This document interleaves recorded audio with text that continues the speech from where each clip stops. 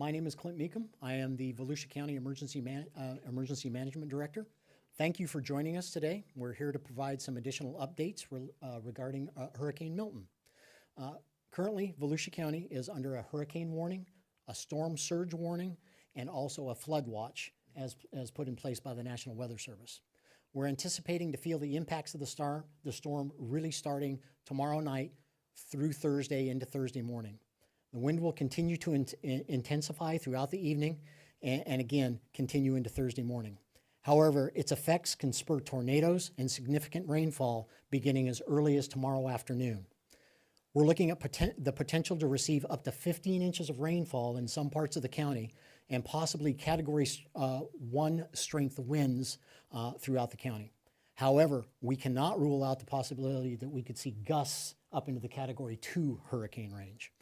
Earlier today, we expanded our evacuation zone to include all of what we call Zone A, which encompasses all of the areas east of the Intercoastal Waterway, and that was announced yesterday. The new areas also include some areas on the west side of the Intercoastal Waterway that are susceptible to flooding, being as they are low-lying areas. If you're not sure of your evacuation zone, we've provided a link on volusia.org and on our Facebook page where you can enter your address and it will tell you what zone you are in. If you're unable to locate your evacuation zone through this method, please call our Citizens Information Center at 866-345-0345. Again, that number is 866-345-0345. The Citizens Information Center is open until 7 p.m. tonight and will reopen at 7 a.m. tomorrow morning. As mentioned yesterday, the evacuation order also applies countywide to any persons in manufactured homes, mobile homes, RVs, and low-lying areas and other areas that are prone to flooding. Okay? While the evacuation order does not go into effect until 8 o'clock tomorrow morning, you do not have to wait if you feel like you're in one of these affected areas. Especially if you're planning to travel outside of the county, we suggest you leave earlier. The odds are that if you wait, you're going to run into heavier traffic. We're also opening multiple emergency shelters tomorrow morning at 9 a.m. The general population shelters include Creekside Middle School, which is on 6801 Airport Road in Port Orange, University High School at 1000 West Rhode Island Avenue in Orange City, DeLand High School, which is at 800 North Hill Avenue in DeLand. This shelter will also be a pet-friendly shelter. Mainland High School at 1255 West International Speedway in Daytona Beach. This one is also a pet-friendly shelter. And then the Volusia County Fairgrounds at 3150 East New York Avenue in DeLand, which also will welcome pets. There will also be special needs shelters available, which will be staffed by healthcare professionals. Special needs shelters are not for isolated patients or people who need 24-hour dedicated care. But if you are unsure if you meet this requirement, again, contact our Citizens Information Center at the number I previously provided, and they can help you make the determination if you need to go to a special needs shelter or not. The two special needs shelters that we have open are Galaxy Middle School at 2400 Eustis Avenue in Deltona and David C. Hinson Senior Middle School at 1860 North Clyde Morris Boulevard in Daytona Beach. For those who may need transportation to a shelter, Votran and our critical partners at the Volusia County Schools will be providing transportation at no cost. If you need to go to a shelter, we will help you find a way to get to a shelter. Please contact our Community Information Center if you cannot use Votran or the bus systems that Volusia County Schools is setting up. Again, do not wait until the last minute to contact us if you need assistance. Also, do not wait until the last minute if you are make the decision to evacuate your home. If you wait, it may be too late for us to provide those accommodations. Now, I'll hand it over to the County Manager, Mr. George Rechtenwald, to say a few words. Sir.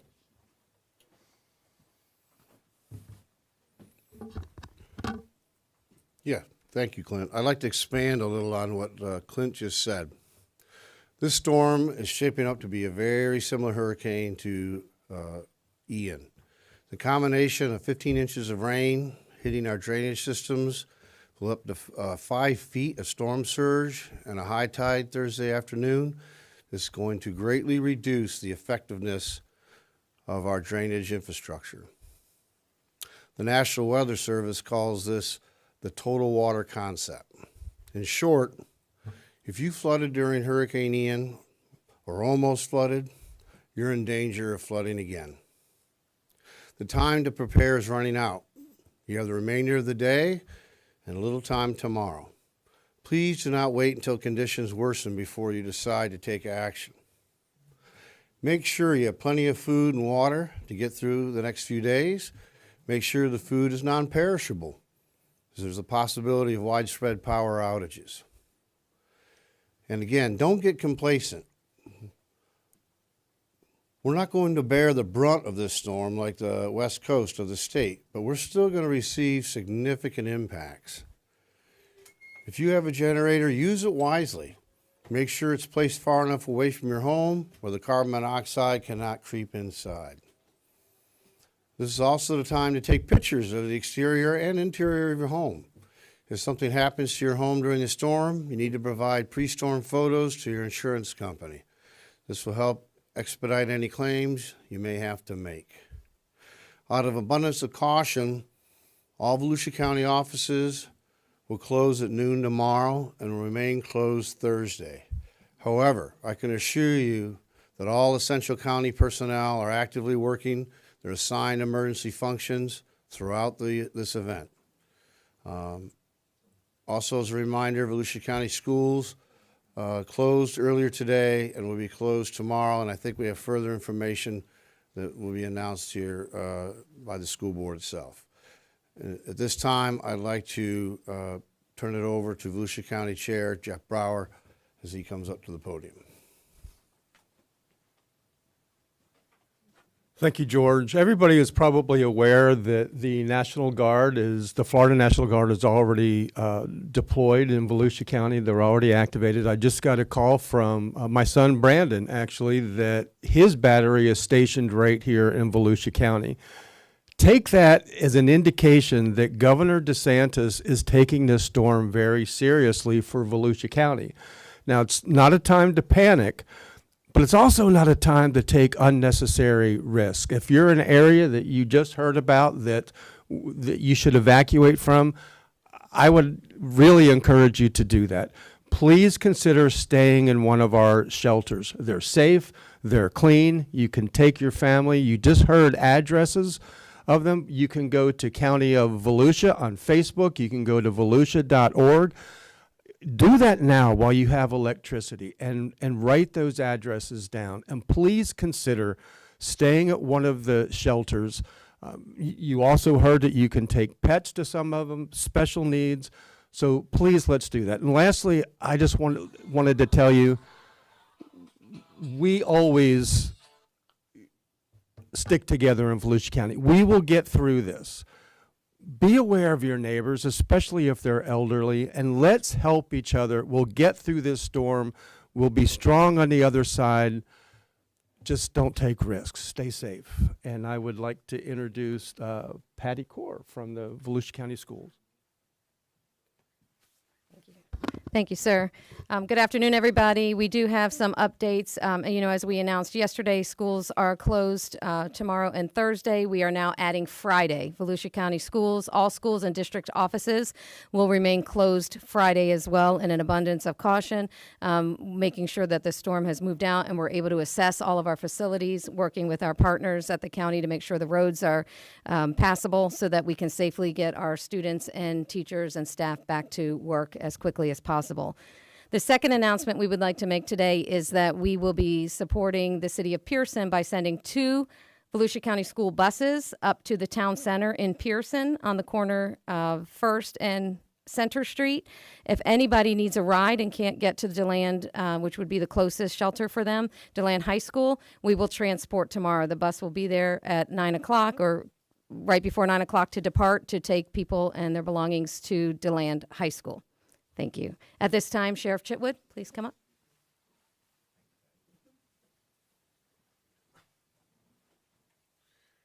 Good afternoon. I want to hit home on what the county manager and the county chairman and our EOM director hit. Ian should be fresh in everybody's mind.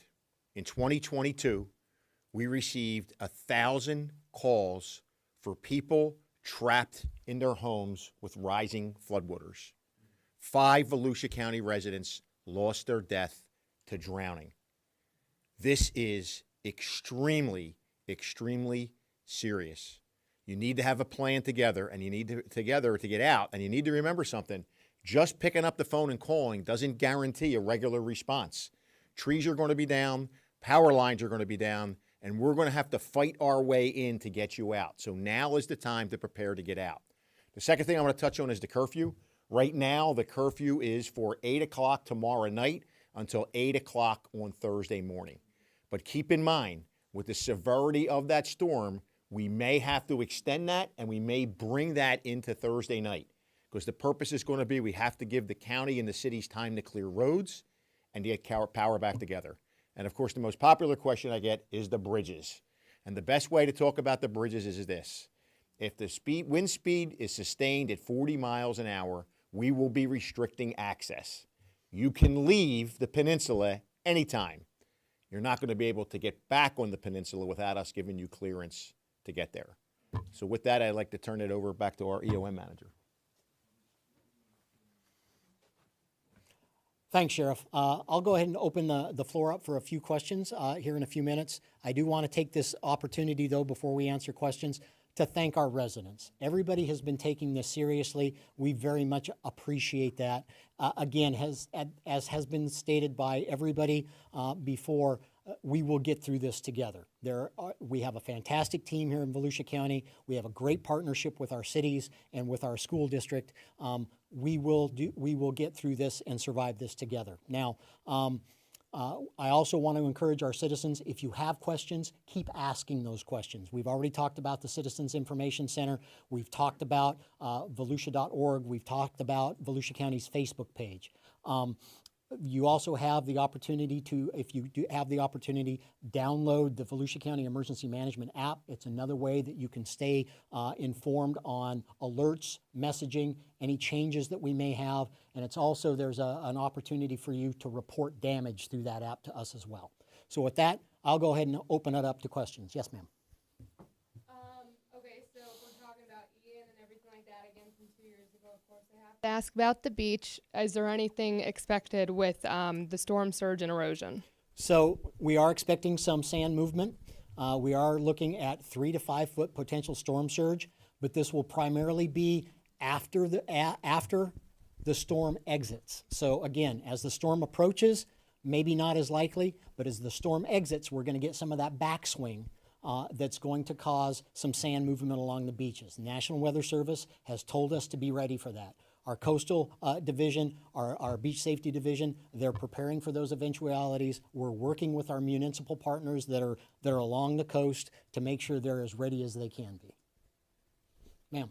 Yeah, considering the amount of rainfall that's going to be expected here, what about your storm drains, flooding, and those kind of things? Do you feel like that you've adequately got those cleared out, or will there be any more work on that today? There's work going on constantly. Our public works crews at the county level, along with our municipal partners, have been working for days to make sure that the drainage systems and the storm systems are as ready as they can be. And they will continue to work on those systems right up until the last moment when it's not safe for them to be out on the roads anymore. So they're out there, they're working, and they're working hard. Yes, ma'am. Sheldon Gardner from the Daytona Beach News Journal. Can you explain which evacuation areas are mandatory and which are encouraged but not mandatory? All right, so right now, the way our order reads, those properties that sustained damage previously from previous storms are the ones that we are calling a mandatory evacuation. The rest of the areas that we have specified, that Zone A, the RV parks, the mobile homes, the low-lying areas, as per Florida State Statute 252, that is under an evacuation order. Can you give an example, following up on what she said, the example of those which are mandatory specifically by name? All right. I don't have specific names and addresses, but again, we have a number of properties in multiple municipalities along our coast, in our coastal communities, that were damaged from previous storms. Those, as I understand it, our law enforcement partners will be going and physically making sure that those are evacuated because they may not be safe given the conditions that we're looking at. The rest of the zone is following Florida statute as far as the evacuation order. So it's not just the Wilbur, in the initial order, there were like 21 properties in Wilbur by the Sea that were mandatory, but now there's more that are mandatory. We're working with our municipal partners. Most of them have opted to go ahead and enforce that same level of evacuation, but that was their choice. And again, it's for public safety reasons. We want everybody to be here after the storm to be upset at us that we made a mandatory evacuation order. That's what it comes down to, okay? And that's really where we want to be, and that's the space we really need to be in to ensure the safety of our public and our visitors. Sounds kind of obvious, but can you describe the difference between mandatory and just encouraged and how you actually go about, enforcing that? So again, the mandatory ones, our law enforcement partners across the county will be going to those properties that have been identified and actually making sure they are clear. The others, they will be announcing that there is an evacuation order in place, much like we're doing today, but they'll also have cars on the road with their PA systems, encouraging our folks to follow the evacuation order. That's the biggest distinction that I can make at this point. I have more, but I don't want to take up all the. Yes, ma'am. Lastly, what do you say to residents? Granted, this is a more of a West Coast system that's coming in, hitting the Tampa Bay area. What do you say to residents? And I've met some wonderful residents of Volusia County helping other residents sandbagging. But what about any apathy that folks might have saying, okay, well, it's West, we're East Coast, we should be okay. What do you want to say to those residents who might be sitting on the fence still? So to those residents that may be wondering or may have some question in their mind, this is a serious storm. Yes, the west coast of the state is going to take the brunt of this, but the National Weather Service is telling us that we could see Category 1, maybe even Category 2 wind conditions, along with that potential of 15 inches of rain here in Volusia County. That is a serious storm. This is a threat to life and to property, and we absolutely want to reinforce to our citizens this must be taken seriously. What about areas like Midtown and some along the St. Johns River? I mean, those are really hard hit. And Ian, could it be the same? So again, the St. Johns River, we have concerns there as well. As especially with this higher level of rainfall, the forecast that we're getting, we could see in the Astor area of the St. Johns River, for example, we could expect to get that into a high level of flood stage. The DeLand area into a moderate action level. So we are watching that very carefully. And again, because as the rain falls and it continues to drain, we'll get a slower response out of the St. Johns River than we would, say, here locally for flash flooding. So that's something that we're going to be keeping an eye on, and we will make every effort to make sure that we're getting information out from Lake Harney all the way to the other end of Volusia County along the St. Johns River. And then also to clarify again on low-lying areas prone to flooding, that's all across the county. They're encouraged to evacuate. Exactly. As Mr. Rechtenwald said, if you experienced flooding or near flooding conditions during Ian, you have a higher likelihood and you may experience flooding because of Milton. So that when we say low-lying, those are the areas that we're mainly concerned about. Are there any buildings that are at risk of collapse along the coast? I don't have a specific list. We're always watching those vulnerable properties that we've identified before, but it's not just those vulnerable properties. With this kind of storm surge and this kind of backlash as the storm exits, we're concerned about everybody in those coastal communities, and not just the coastal communities, the communities inland. With this amount of rainfall, we may experience conditions that may cause damage to other structures as well. So we're keeping a weather eye out all across the county. Thank you. Any other questions? Folks, again, thank you very much for joining us. We appreciate you being here. We appreciate you helping us get our message out to our citizens and our visitors. You're an important part of what we do. And again, we appreciate it. Thank you.